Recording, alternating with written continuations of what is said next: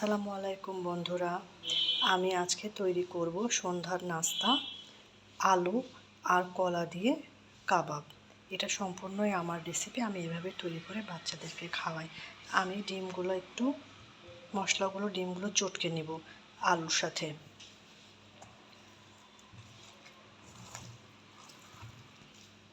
সুন্দর করে সব মশলাগুলো দিয়ে আলুর সাথে মাখিয়ে নেব।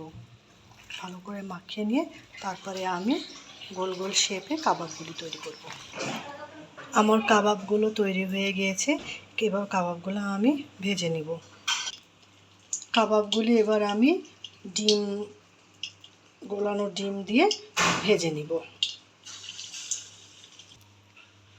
আমার কাবাবগুলো তৈরি হয়ে গিয়েছে। দেখেন কত সুন্দর হয়েছে, কত সুন্দর কালার এসেছে, অনেক সুন্দর স্মেলও বের হচ্ছে। এবার আমি এটা খাওয়ার জন্য প্রস্তুত।